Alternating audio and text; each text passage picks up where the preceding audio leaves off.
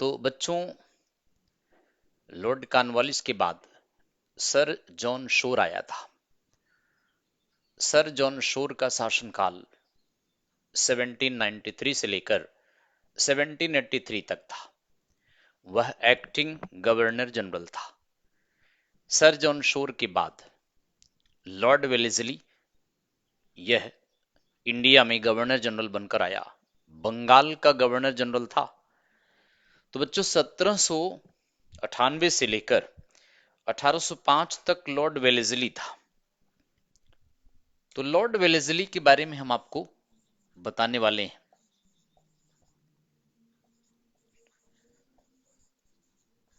1798 से लेकर 1805 ईस्वी तक था। देखिए, वेलेस्ली की मेन पॉलिसी थी भारत में ब्रिटिश साम्राज्य का विस्तार करना, भारत में देशी रियासतों को कमजोर करना। इसका यह कहना था कि यदि देशी रियासतें अर्थात प्रिंसली स्टेट ऑफ इंडिया कमजोर पड़ेंगी तो भारत में ब्रिटिश ईस्ट इंडिया कंपनी अपना पोजीशन स्ट्रांग कर लेगी। अगर ये रियासतें स्ट्रांग रहेंगी तो कंपनी की पोजीशन पर उतना ज्यादा प्रभाव नहीं पड़ेगा, अर्थात कंपनी उतना प्रभावशाली इंडिया में नहीं बन पाएगी। देशी रियासतों को कमजोर करने के लिए वेलेस्ली ने एक पॉलिसी अडॉप्ट किया था। उस पॉलिसी का नाम है बच्चों सहायक संधि, यानी policy of subsidiary land system या doctrine of subsidiary land system. इस पॉलिसी के द्वारा लॉर्ड वेलेस्ली ने भारत में ब्रिटिश कंपनी के साम्राज्य का विस्तार किया था। वैसे लॉर्ड वेलेस्ली ने इस पॉलिसी के अंडर में भारतीय रियासतों को कंपनी की सेना पर निर्भर रहने के लिए डिसाइड किया कि यदि कंपनी पर भारतीय रियासतें निर्भर हो जाएंगी तो फिर उन्हें इंडिया से कोई भगा नहीं पाएगा। इस तरह की पॉलिसी थी सहायक संधि। अच्छा, सब्सिडरी लैंड सिस्टम कोई नई पॉलिसी नहीं थी। यह पॉलिसी फॉर्मेट चेंज था बस। इंडिया में सबसे पहले लॉर्ड डुप्ले ने किराए पर अपनी सेना अवध के नवाब को दिया था। बाद में वारेन हेस्टिंग्स ने भी किराए पर अवध के नवाब को सेना दिया था। अर्थात इस तरह की पॉलिसी को प्रोपाउंड करने वाला इंडिया में सबसे पहले डुप्ले था। तो डुप्ले ने भारत में भारतीय रियासतों को कंपनी की सेना दिया, अर्थात फ्रेंच कंपनी की सेना किराए पर दिया, जिसको आगे चलकर अंग्रेजों ने फॉलो किया। ब्रिटिश कंपनी का गवर्नर जनरल वारेन हेस्टिंग्स ने भी इस पॉलिसी को अडॉप्ट किया। लेकिन जो वेलेस्ली था, इसकी सहायक संधि पूर्व के गवर्नर जनरलों के अगेंस्ट में इसकी ज्यादा स्ट्रांग थी। लीगली तरीके से इसने सहायक संधि के द्वारा भारत में ब्रिटिश कंपनी के साम्राज्य का विस्तार करना स्टार्ट किया, उन रियासतों को कंपनी पर निर्भर किया था। तो वैसे सत्ता में आने के बाद लॉर्ड वेलेस्ली ने इस पॉलिसी को अडॉप्ट किया था, सब्सिडरी एलायंस सिस्टम। हिंदी में इसको कहते हैं सहायक संधि, सहायक संधि। यह नीति अडॉप्ट किया था और यह नीति इसने 1798 में ही लिया था, इसी वर्ष। तो अगर आपसे पूछा जाए कि यह कोई नई नीति नहीं था, ऐसी ही नीतियां पहले डुप्ले ने अडॉप्ट किया और फिर वारेन हेस्टिंग ने अडॉप्ट किया था। डुप्ले पहला यूरोपियन था जो इंडिया में किराए पर अपनी सेना भारतीय रियासतों को दिया था, अवध के नवाब को दिया था। वारेन हेस्टिंग्स ने भी ऐसा किया था। वारेन हेस्टिंग के समय में जब रोहिल्ला सरदार हाफिज रहमत खान ने अवध के नवाब को पेमेंट देने से मना कर दिया, तो अवध के नवाब ने ब्रिटिश कंपनी से फोर्स मंगाई और फिर हाफिज रहमत पर अटैक किया। उस फोर्स के बदले में अवध के नवाब ने कंपनी को 40 लाख रुपया दिया था। तो यह पॉलिसी नई पॉलिसी नहीं थी। हाँ, यह पॉलिसी में थोड़ा रूल्स रेगुलेशंस अलग था। तो सहायक संधि प्रथा के द्वारा, इस प्रथा के द्वारा ब्रिटिश ईस्ट इंडिया कंपनी भारतीय रियासतों में अपनी सेना रखती थी। British East India company had it's army in Indian states, Indian princely states.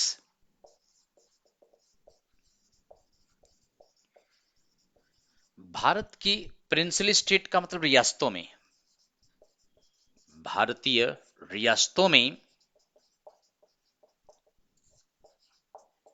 Company ने या ब्रिटिश ईस्ट इंडिया कंपनी ने अपनी सेना रखा। और बच्चों आपको बताएं, इस सेना को मेंटेन करने के लिए वो स्टेट या वो रियासत, वह रियासत सब्सिडी देती थी या उतना जमीन दे देती थी या फिर उतने लेवल पर कंपनी की मदद करती थी। तीन तरह का था, याद रखिएगा। उस अगर मान लीजिए कोई थर्ड स्टेट उस राज्य पर हमला करता तो ब्रिटिश कंपनी की फोर्स उस राज्य की मदद के लिए जाती। जब जब ब्रिटिश फोर्सेस उस राज्य की मदद के लिए जाएंगी तब तब उस स्टेट को रेंट देना पड़ेगा, अथवा उतने रेंट के बदले में वह स्टेट अपने राज्य की कुछ क्षेत्र कंपनी को दे देती थी।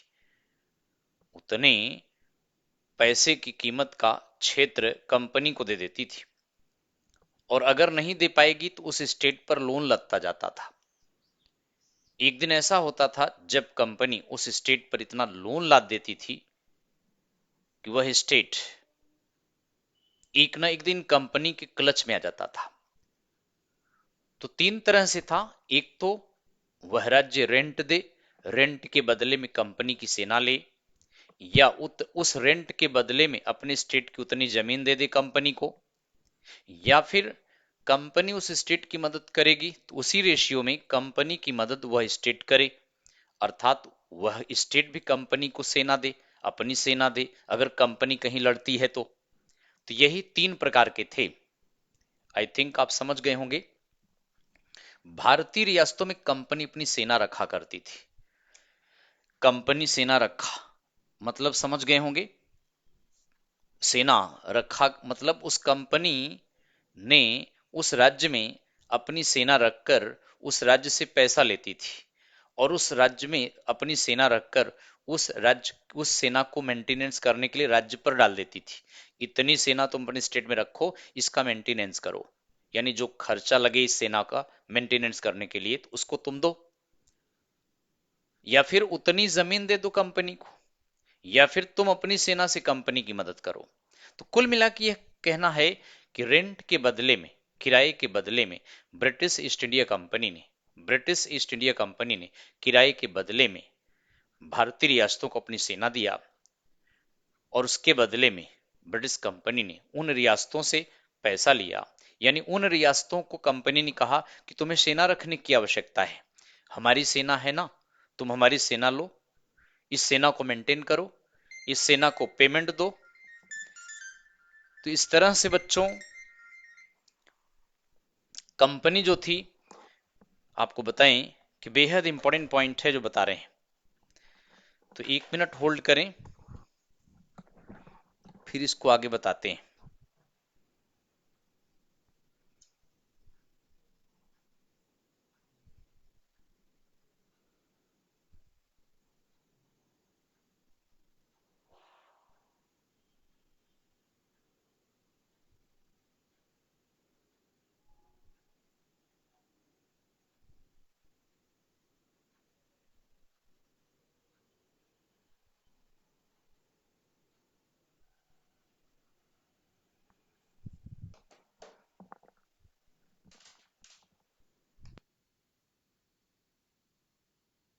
ये बेहद इंपॉर्टेंट पॉइंट है जो आपको बता रहे हैं, ये बेहद इंपॉर्टेंट पॉइंट है जो हमने आपको बताया है। तो आई थिंक इतना आपको ध्यान हो गया होगा, समझ में आ गया होगा। तो ब्रिटिश ईस्ट इंडिया कंपनी जिन राज्यों को अपनी सेना देती उन राज्यों को कुछ कंडीशंस अप्लाई कर देती थी। जैसे जो भी स्टेट इस सहायक संघ को स्वीकार करता उस स्टेट को तमाम शर्तें मानना पड़ता था। नंबर 1 क्या कंडीशंस था? स्टेट को, उस राज्य को अपने यहां कंपनी की एक सेना रखना पड़ता था, उसका मेंटेनेंस करना पड़ता था। That state had a British army. तो कंपनी उन राज्यों में अपनी सेना रखती थी। British state had a British army, that state had a British army, और इसका मेंटेनेंस वो कंपनी नहीं करती थी। मेंटेनेंस स्टेट करता था बच्चे। तो उस सेना का मेंटेनेंस वह स्टेट करता था। उस राज्य में कंपनी की सेना होती थी या सेना रखी जाती थी,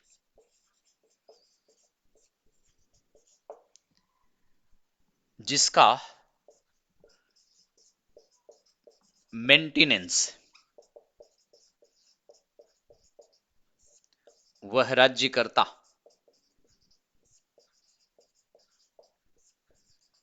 तो एक पहला पॉइंट था बच्चे। दूसरा, दैट स्टेट हैड टू पे the rent, that state had paid rent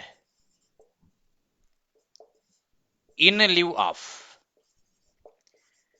army assistance.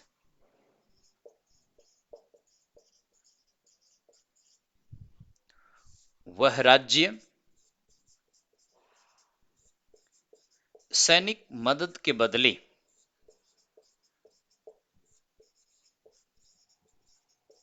वह राज्य सैनिक मदद के बदले किराया दिया करता था। ये इसमें दूसरा था बच्चे। या तीसरा ये था कंडीशन कि that state had to give lands to British East India Company in lieu of army assistance.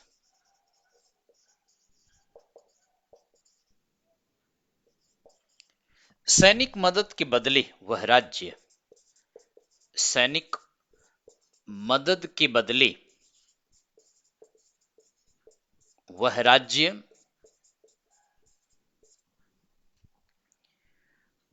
जमीन दिया करता था।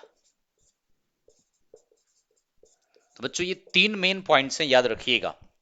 या तो कंपनी उस राज्य में अपनी सेना रखती थी, उसका मेंटेनेंस करती थी, इसका मतलब वह सेना कंपनी की मदद करे, कंपनी की सेना होती थी लेकिन वह राज्य उसको मेंटेनेंस करेगा, और उस राज्य के ऊपर अगर किसी ने हमला कर दिया वह सेना उस राज्य की मदद करेगी। दूसरा ये था कि किराए के बदले में कंपनी सेना देती थी, अर्थात कंपनी की सेना जाती थी, जब जब कंपनी की सेना जाएगी तब तब उस स्टेट को कंपनी को रेंट देना पड़ेगा। या तीसरा था, स्टेट की मदद के बदले, सैनिक मदद के बदले उतना रेंट का जमीन दे दो। ये तीनों में से एक काम करना पड़ता था। अगर मान लीजिए उस स्टेट के पास पैसा नहीं है, जमीन देना स्टार्ट किया, धीरे धीरे करके कंपनी उस राज्य की पूरी जमीन को हड़प लेती थी। तो बच्चे यह बेहद इंपॉर्टेंट पॉइंट था। कंपनी का उद्देश्य ही यही था, उस राज्य को धीरे धीरे करके कंपनी में शामिल कर लेना। अच्छा, जो राज्य इस सहायक संधि को स्वीकार करता था उस राज्य को कंपनी की कई शर्तें माननी पड़ती थी, कुछ और कंडीशंस लगा देती थी कंपनी। जैसे क्या शर्तें थी कंपनी की बच्चों? वह राज्य कंपनी के ऊपर निर्भर रहेगा, वह राज्य किसी अन्य स्टेट से म्यूचुअल अंडरस्टैंडिंग नहीं करेगा, म्यूचुअल समझौता नहीं करेगा, उस राज्य पर यदि कोई अन्य पावर अटैक कर दिया तो कंपनी उसकी मदद करेगा। यदि दो ऐसे राज्य आपस में लड़ गए जो सहायक संधि किए हैं तो कंपनी इसको मीडिएट करेगी। उस राज्य की नौकरी में यदि किसी यूरोपियन को रखना है तो केवल ब्रिटिश ईस्ट इंडिया कंपनी के आदमी को रखें, बाकी किसी को न रखें। यदि उस राज्य की नौकरी में किसी यूरोपियन को रखना है तो केवल अंग्रेजों को रखें, क्योंकि बाकी यूरोपियन इंडिया में उस राज्य में आकर के कंपनी के खिलाफ षड्यंत्र रचते थे। तो कंपनी ने सहायक क्षण दिलाया इस वजह से भी कि जैसे फ्रांसीसी इंडिया में हार गए थे, अब फ्रेंच वाले मैसूर राज्य में आकर के टीपू सुल्तान की मदद कर रहे थे, टीपू सुल्तान की सेना को ट्रेनिंग दे रहे थे, कंपनी के अगेंस्ट में टीपू सुल्तान को स्ट्रांग कर रहे थे, कंपनी के लिए खतरा बना हुआ था। कंपनी इसीलिए यह नियम भी लागू कर दिया कि उस स्टेट में अगर किसी यूरोपियन को नौकरी में रखना है तो केवल अंग्रेजों को रखो, बाकी यूरोपियन को ना रखो। तो ये कुछ एक्स्ट्रा पॉइंट्स थे बच्चे। उस राज्य पर अगर कोई पावर, कोई स्टेट अटैक करेगा तो कंपनी मदद करेगी। उस राज्य की नौकरियों में अगर यूरोपियन की आवश्यकता है तो केवल अंग्रेजों को रखो, बाकी यूरोपियन को मत रखो। उस राज्य के सुरक्षा की गारंटी ब्रिटिश कंपनी देती थी। यदि वह राज्य किसी अन्य राज्य से समझौता करना है तो ब्रिटिश ईस्ट इंडिया कंपनी के थ्रू वो समझौता करे। पहली बात तो समझौता नहीं कर पाएगा, यदि वह करता भी है तो ब्रिटिश कंपनी के थ्रू करे। यदि दो स्टेट जो सहायक संधि किए हैं आपस में लड़ते हैं, युद्ध स्टार्ट करते हैं, तो कंपनी उनको मीडिएट करके शांत कराएगी। तो बच्चे इस तरह से ब्रिटिश ईस्ट इंडिया कंपनी के लॉर्ड वेलेस्ली ने सहायक संधि को लाया। लेकिन अगर आपसे पूछे कि इसको स्वीकार करने वाला पहला स्टेट कौन था, तो निजाम ऑफ हैदराबाद, निजाम ऑफ हैदराबाद प्रथम स्टेट था। ये पहला स्टेट था बच्चे। एक्सेप्टेड सब्सिडरी अलायंस सिस्टम,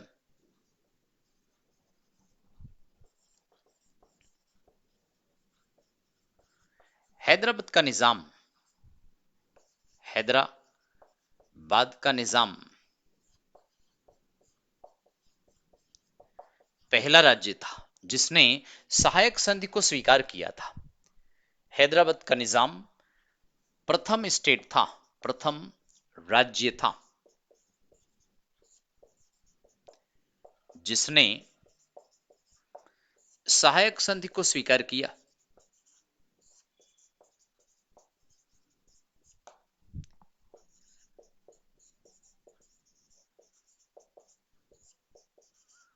पहला स्टेट था जिसने सहायक संधि को स्वीकार किया था बच्चों।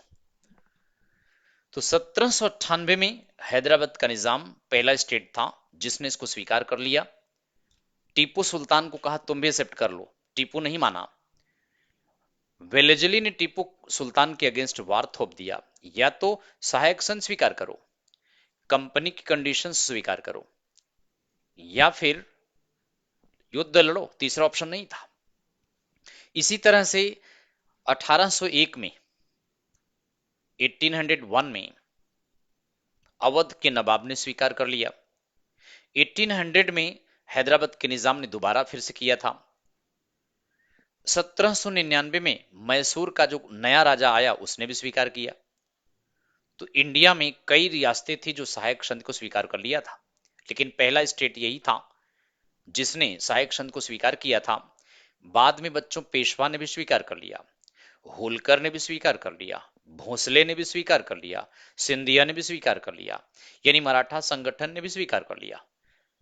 तो इस तरह से सहायक संधि के द्वारा ब्रिटिश ईस्ट इंडिया कंपनी अपने स्टेट का, अपने साम्राज्य का विस्तार किया।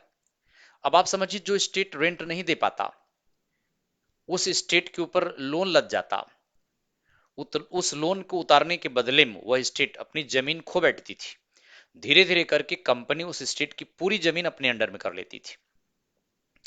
तो doctrine of subsidiary land system, यह पॉलिसी के द्वारा लॉर्ड वेलेस्ली ने भारत में अपने साम्राज्य का विस्तार किया था। तो बेहद इंपॉर्टेंट है बच्चों यह, ठीक है ना। हाँ, अगर ये कहा जाए कि सबसे पहले इस तरह की पॉलिसी इंडिया में किस यूरोपियन ने अडॉप्ट किया? तो French governor Dupleix, lord Dupleix ने यह नीति अडॉप्ट किया था, लेकिन वह केवल किराए पर अपनी सेना भारतीय स्टेट को देता था कि भाई ठीक है, तुम क्यों सेना मेंटेन कर रहे हो, हमारे पास सेना है, तुम ले जाओ, इस सेना का इस्तेमाल करो और फिर हमें रेंट दो, किराया दो। इस तरह की पॉलिसी सबसे पहले डुप्ले ने अडॉप्ट किया था। यही काम वेलेजली ने कुछ कंडीशनल कर दिया है।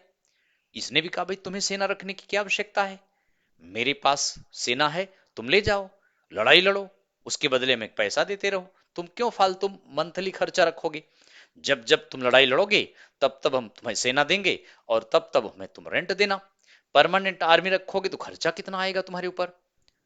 और ये नहीं समझा कि ब्रिटिश ईस्ट इंडिया कंपनी इस तरह से सैनिक देकर, सेना देकर उसको कंगाल बना रही है और उसको अपने ऊपर डिपेंड कर रही है। जब तक पता चलता तब तक बहुत देर हो चुकी थी, तब तक कंपनी उस राज्य को हड़प चुकी थी। तो कई सारी रियासतों को कंपनी ने इस तरह से अपने ऊपर डिपेंड कर लिया और वहां का सारा एडमिनिस्ट्रेशन अपने कंट्रोल में कर लिया, अपने सुपरविजन में कर लिया। तो अगर ऐसा पूछा जाए कोई question, Dupleix, lord Dupleix first European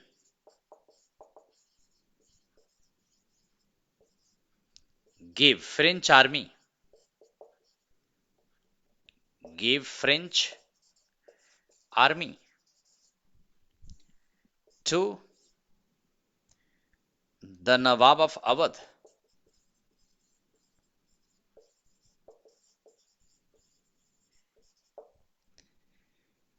यानी डुप्ले प्रथम यूरोपीय था जिसने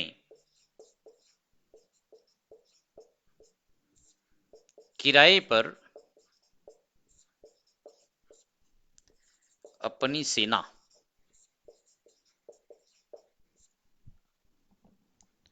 अवध के नवाब को दिया था बच्चों, अवध के नवाब को दिया। So this is very important point. तो लॉर्ड डुप्ले ने अवध को नवाब को अपनी किराए पर सेना दिया था और इसी पॉलिसी को वारेन हेस्टिंग्स ने भी अंग्रेजों में फॉलो किया। लॉर्ड वारेन हेस्टिंग्स यह अंग्रेज था, gave British army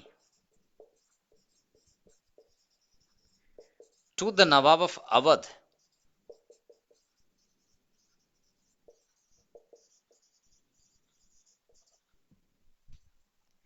in lieu of rent.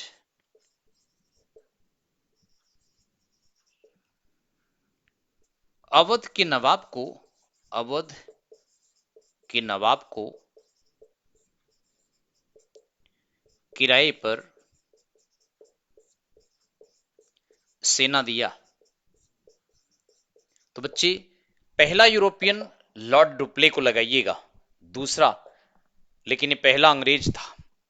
तो इस तरह की पॉलिसी एडॉप्ट किया गया था जो कि बेहद इंपॉर्टेंट है। तो आई थिंक ये पॉइंट समझ में आ गया होगा। हैदराबाद का निजाम पहला स्टेट था जिसने सहायक स्वयं स्वीकार किया था, वेलेजली वाला। उसके बाद 1800 में फिर दोबारा किया था। 1799 में टीपू सुल्तान को हरा कर मारने के बाद मैसूर पर चिक्का कृष्णराज के उत्तराधिकारी जब आ गए तो उसने भी सहायक संधि कर लिया। इसके अलावा बरार के, ग्वालियर के, पुणे के, सिंधिया, होलकर सब ने सहायक संधि कर लिया था। तो इस तरह से यह एक पॉलिसी वेलेजली की बड़ी हिट पॉलिसी थी और बड़ी फेमस पॉलिसी है बच्चों, जिसको कि इंडिया में लॉर्ड वेलेजली ने काफी सक्सेसफुली तरीके से इंप्लीमेंट किया था। अब देखिए सब ने स्वीकार कर लिया, जिसको वेलेजली ने कहा वो सब ने स्वीकार कर लिया। हाँ एक बात ध्यान रखिएगा, वेलेजली सहायक संधि पॉलिसी क्यों लाया? तो सबसे प्रमुख कारण अगर पूछा जाए तो यही था बच्चों कि फ्रांसीसी अंग्रेजों से हार चुके थे। अब फ्रेंच कंपनी या फ्रेंच गवर्नमेंट इंडिया में अपने अधिकारियों को भेज करके भारतीय रियासतों में उनकी सेना को यूरोप के मुकाबले में ट्रेंड किया जाता था। इनडायरेक्टली फ्रांसीसी भारत में भारतीय रियासतों में अंग्रेजों के खिलाफ षड्यंत्र रच रहे थे। उस षड्यंत्र से छुटकारा पाने के लिए इस पॉलिसी को एडॉप्ट किया गया था। आइए आगे चलते हैं। टीपू सुल्तान ने स्वीकार नहीं किया, तो बच्चों टीपू सुल्तान पर युद्ध थोप दिया गया। फोर्थ एंग्लो मैसूर वार।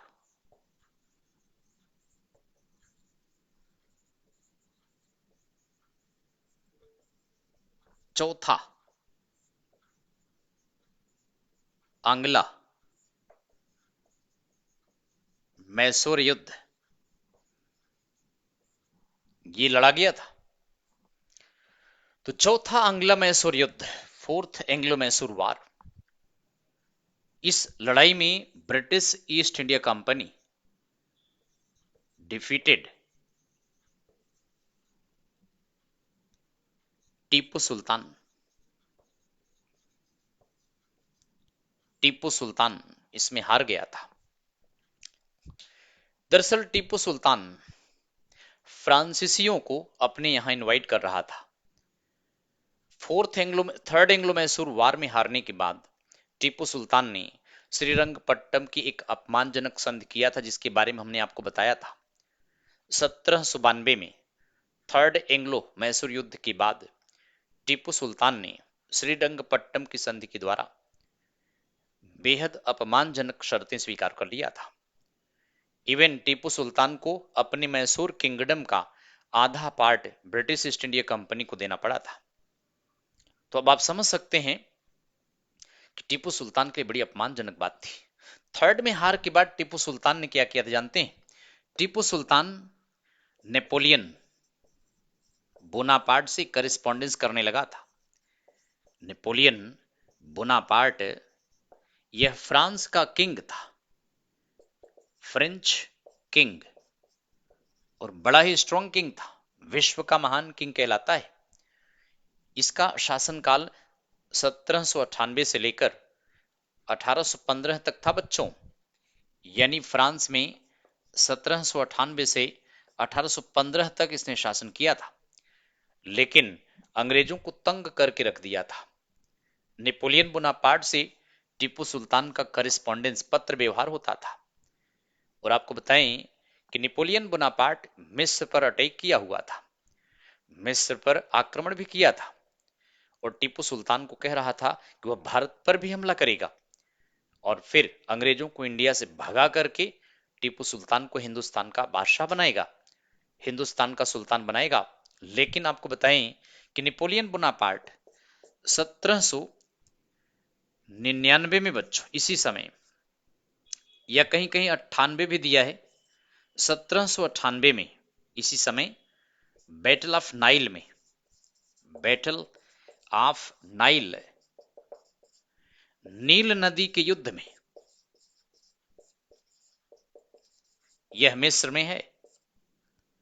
इस लड़ाई में अंग्रेजों ने ब्रिटिश डिफीटेड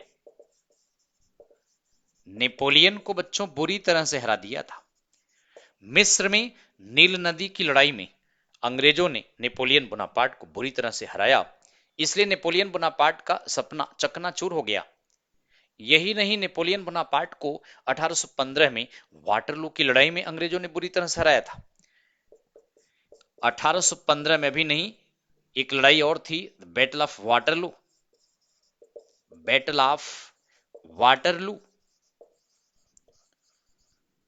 वाटरलू की लड़ाई में, वाटरलू की लड़ाई में अंग्रेजों ने ब्रिटिश डिफीटेड नेपोलियन बोनापार्ट। तो नेपोलियन वाटरलू की लड़ाई, और वाटरलू का मैदान बच्चे यह बेल्जियम में, वाटरलू का यह मैदान बेल्जियम में। 1815 में ब्रिटिश डिफीटेड नेपोलियन, अंग्रेजों ने नेपोलियन को हराया था, और उसके बाद अंग्रेजों ने नेपोलियन को पकड़कर सेंट हेलेना द्वीप में बंधक बना लिया, जहर देकर मार दिया था।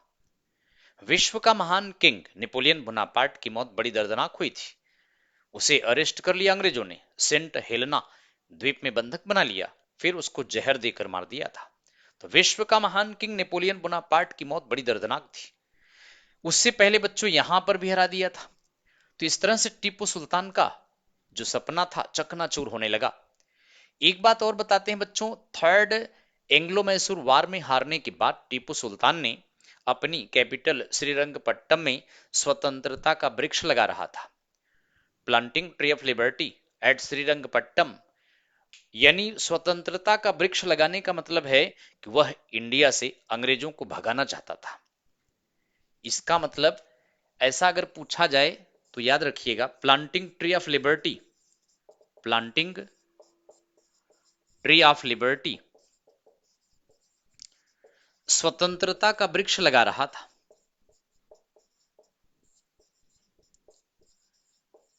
वृक्ष कहां पर बच्चे?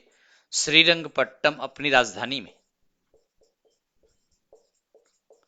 अपनी कैपिटल श्रीरंगपट्टम में स्वतंत्रता का वृक्ष लगा रहा था।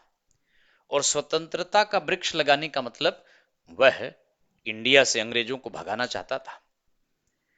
इसके लिए फ्रांसीसियों से मदद ले रहा था।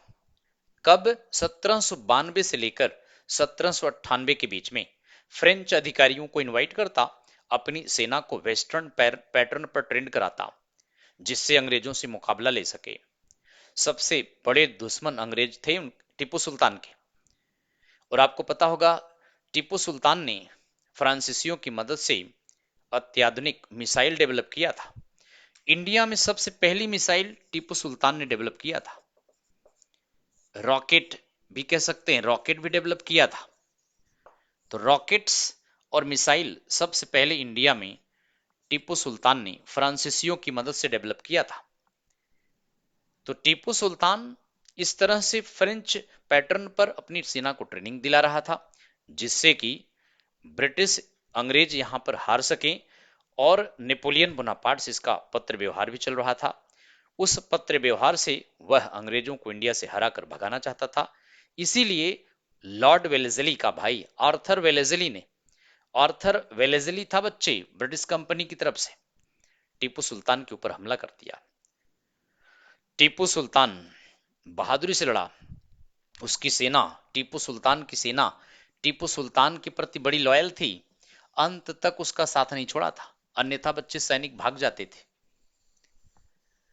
तो अंत तक टीपू सुल्तान लड़ता रहा। और टीपू सुल्तान यह सोचा कि अगर वह भाग गया तो जीवन भर अपमान का घूंट पिएगा, इसलिए वह युद्ध में लड़ता हुआ 1799 में लड़ाई में श्रीरंगपट्टम के पास मारा गया था।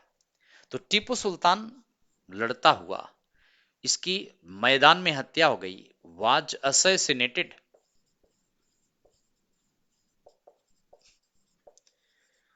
तो युद्ध में लड़ता हुआ इसकी हत्या हो गई थी।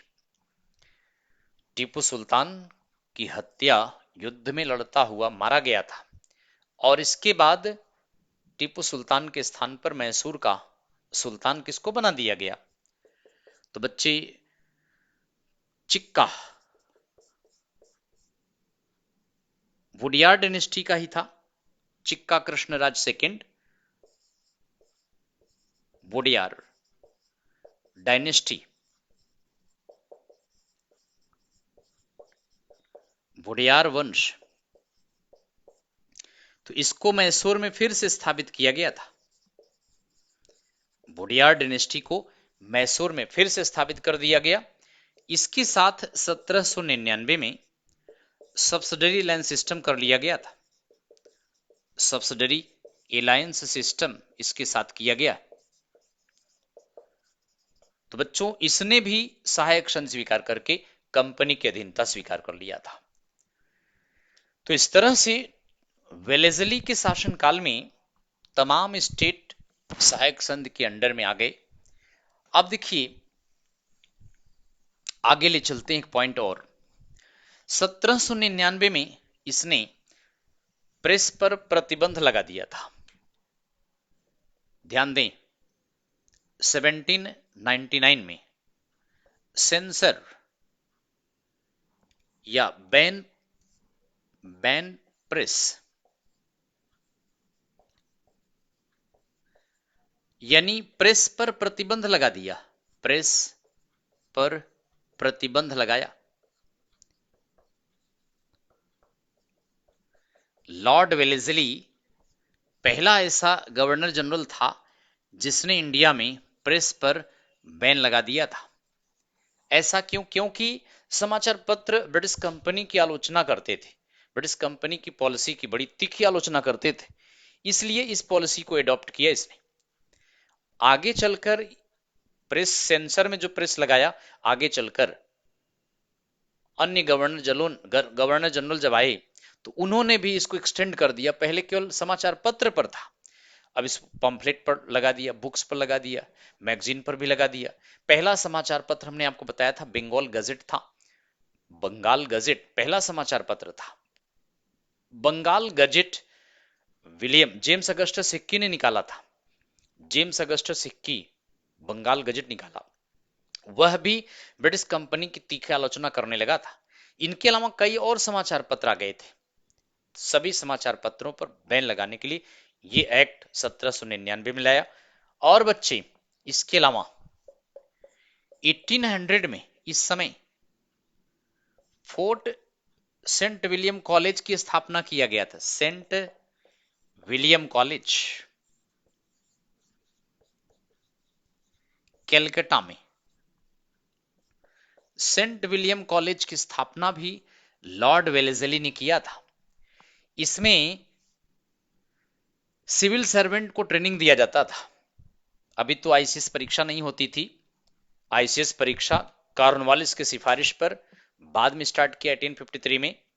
लेकिन अभी जो अंग्रेज अपॉइंट होकर वहां से आते थे, उन अंग्रेजों को यही ट्रेनिंग दिया जाता था।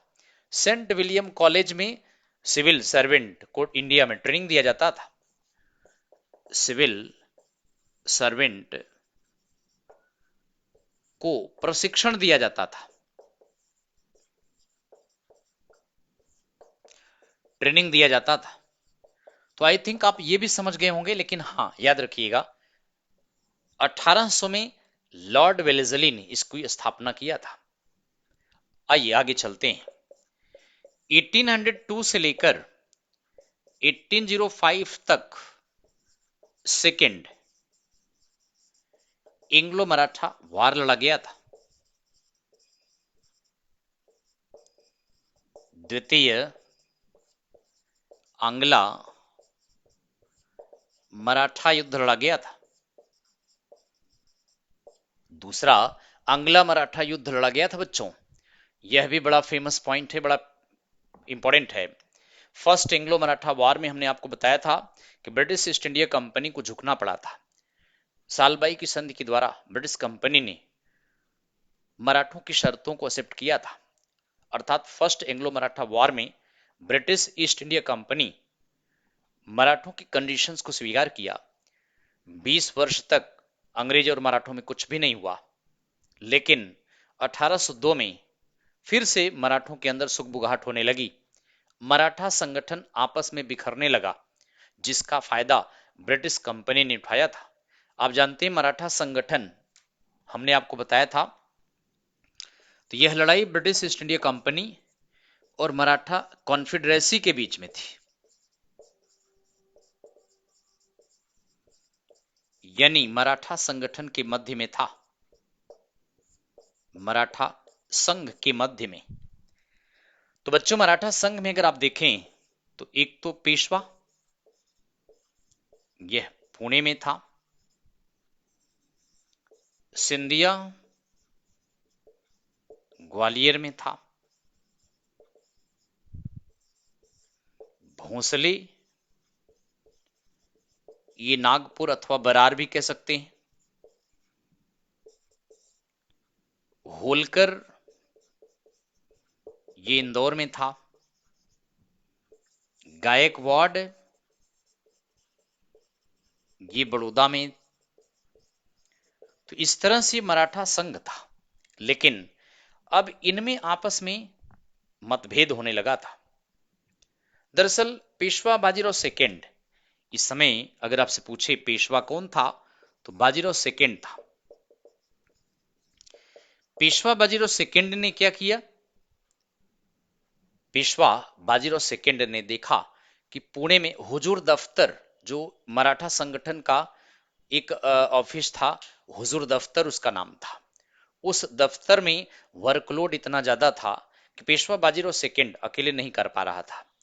पेशवा बाजीराव सेकंड ने क्या किया, सिंधिया को इनवाइट किया कि आइए पुणे में हुजूर दफ्तर के काम को कुछ आप हाथ बटाएं। अब देखिए, पेशवा के इनविटेशन पर सिंधिया पुणे चले गए, हुजूर दफ्तर का काम देखने लगे। इस बात से होलकर बुरा मान गया। होलकर ने कहा, मुझे क्यों नहीं आमंत्रित किया, मुझे क्यों नहीं हुजूर दफ्तर में काम को शेयर किया। इस बात से होलकर ने पुणे में पेशवा और सिंधिया पर हमला कर दिया।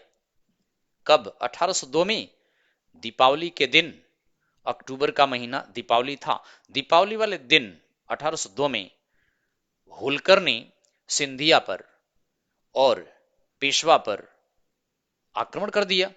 पेशवा डर गया, डर के मारा भाग करके बंबई के ब्रिटिश कंपनी के गवर्नर के पास पहुंच गया और 1802 में बंबई के गवर्नर से बेसिन की संधि कर लिया। बच्चों, बेसिन संधि के द्वारा पेशवा ने सहायक संधि स्वीकार कर लिया। तो इस तरह से देखिए आप, 1802 में the treaty of basin, treaty of basin. तो बच्चों, बेसिन यह महाराष्ट्र में, ट्रीटी ऑफ बेसिन यानी बेसिन की संधि। अब आप देखिए, बेसिन की संधि के द्वारा ब्रिटिश ईस्ट इंडिया कंपनी के साथ पेशवा बाजीराव सेकंड ने सहायक संधि कर लिया। पेशवा बाजीराव सेकंड ने सब्सिडरी लाइन सिस्टम स्वीकार कर लिया। अब देखिए, पेशवा जब सहायक संधि स्वीकार कर लिया, ब्रिटिश कंपनी के शरण में आ गया, तो ये सिंधिया और होलकर पुणे में लड़ने लगे। चूंकि डर के भाग गया, सिंधिया अभी भी पुणे में था, सिंधिया और होलकर में युद्ध चल रहा था। अब 1803 के बाद ब्रिटिश फोर्सेस चारों तरफ से इन सभी पर हमला कर दिया। इसको छोड़कर इन चारों पर, चारों साइड से हमला कर दिया कि चारों इकट्ठा ना होने पाए। अगर ये चारों इकट्ठा हो गए तब कंपनी नहीं जीत पाएगी। इसलिए चारों को अलग अलग जगहों पर इंगेज किया गया। भोसले को अलग इंगेज किया गया। होलकर सिंधिया में पुणे में चल रहा था, उन्हें अलग अलग इंगेज कर लिया गया। जब सिंधिया लड़ने लगा अंग्रेजों से, तो होलकर वापस इंदौर चले गए। फिर बाद में होलकर को भी इंगेज कर लिया। तो कुल मिला के कहने का यह है कि ग्वालियर के सिंधिया को अंग्रेजों ने इंगेज कर लिया, भोसले को भी इंगेज कर लिया, और फिर होलकर को भी इंगेज कर लिया, गायकवाड़ को इंगेज कर लिया। अंग्रेजों ने पेशवा को अपने अंडर में कर लिया, सहायक संधि स्वीकार कर लिया। सहायक संधि का मतलब वही सारी चीजें लागू हो जाती कि जिस राज्य ने, जिस रियासत ने सहायक संधि स्वीकार किया, उस रियासत पर अगर किसी ने हमला कर दिया या कोई लड़ाई लड़ रहा है, तो कंपनी का दोस्त उस स्टेट का दोस्त हो जाएगा, कंपनी का दुश्मन उस स्टेट का दुश्मन होगा। तो कंपनी इन सभी को दुश्मन मान लिया, होलकर को भी, सिंधिया को भी, भोसले को भी, गायकवाड़ को, सब कंपनी ने दुश्मन मान लिया। इसीलिए सबके अगेंस्ट में लड़ाई स्टार्ट कर दिया। तो जिसने भी सहायक संधि स्वीकार किया, उस राज्य का दोस्त कंपनी का दोस्त, उस राज्य का दुश्मन कंपनी का दुश्मन। उस राज्य में लड़ाई लड़ रहे हो तो कंपनी की सेना उस राज्य की मदद के लिए जाएगी। इस तरह से पेशवा को लेकर के British East India company Pune गई और फिर सिंधिया होलकर को अलग थलग करके उनसे अलग अलग लड़ाई लड़ने लगे और पेशवा को अपने नियंत्रण में रख लिया। तो बच्चों, इस तरह से 1802 में इसके द्वारा पेशवा ने सहायक संधि स्वीकार कर लिया। सिंधिया लड़ता हुआ हार गया, सिंधिया भी हार गए, सब हार गए थे। आइए देखते हैं कौन कौन सी संधि इन्होंने किया था। जब सिंधिया हारे तो इन्होंने 1803 में सुरजी अर्जन गांव की संधि किया था। बच्चे, सिंधिया अंग्रेजों से हार गए और सुरजी अर्जन गांव की संधि, यह मध्य प्रदेश में है सुरजी अर्जन गांव। तो 1803 में द ट्रीटी ऑफ सुरजी अर्जन गांव।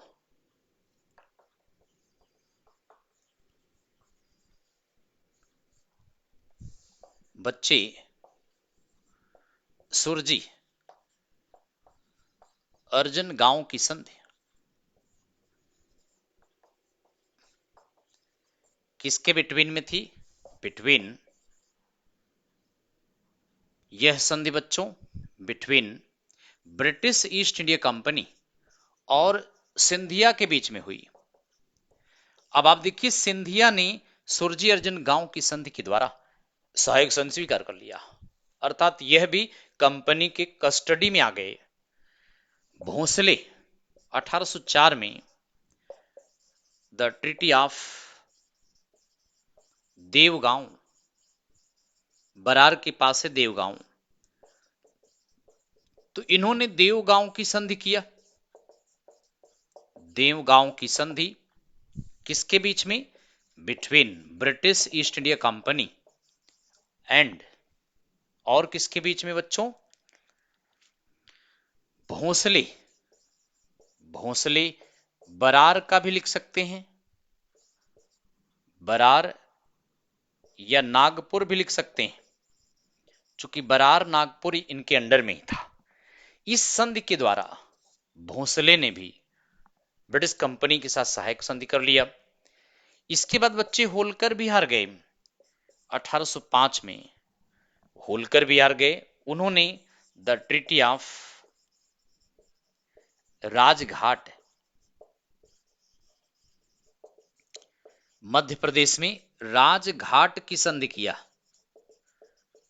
इस संधि के द्वारा ब्रिटिश ईस्ट इंडिया कंपनी ने होलकर, यशवंतराव होलकर थे, होलकर पर भी सहायक संधि थोप दिया।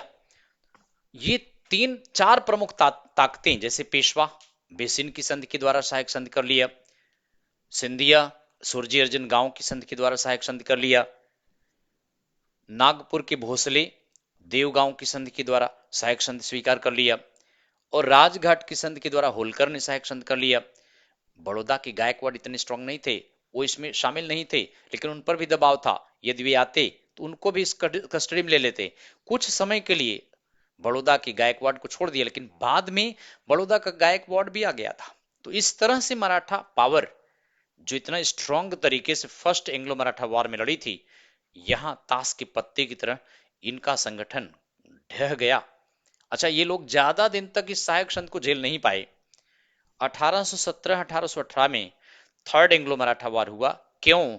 क्योंकि मराठा संगठन के इन रियासतों ने सहायक संधि को छोड़ दिया, जिसे कंपनी इनको दुश्मन डिक्लेयर कर दिया, और थर्ड एंग्लो मराठा वॉर लड़ा गया। थर्ड एंग्लो मराठा वॉर में ब्रिटिश कंपनी ने मराठों को बुरी तरह से हरा दिया। इनकी सारी रही सही ताकत खत्म हो गई थी। तो आगे बताएंगे आपको, लेकिन आई थिंक यह पॉइंट आपको समझ में आ गया होगा। तो ध्यान रखिए बच्चों, वेलेजली के द्वारा सहायक संधि के द्वारा इंडिया में वेलेजली ने खूब ज्यादा विस्तार किया था, या यूं कह सकते हैं कि जो काम वारेन हेस्टिंग्स ने इंडिया में स्टार्ट किया, उसे वेलेजली ने जारी रखा, और आगे चलकर डलहौजी ने उसको स्ट्रॉन्ग पोजीशन में पहुंचा दिया, जब डलहौजी ने हड़प नीति के द्वारा इंडिया में तमाम राज्यों को हड़प लिया था। तो आई थिंक ये समझ में आया होगा आपको। तो बताएं बच्चों, समझ में आ गया हो? ठीक है, ओके बच्चों।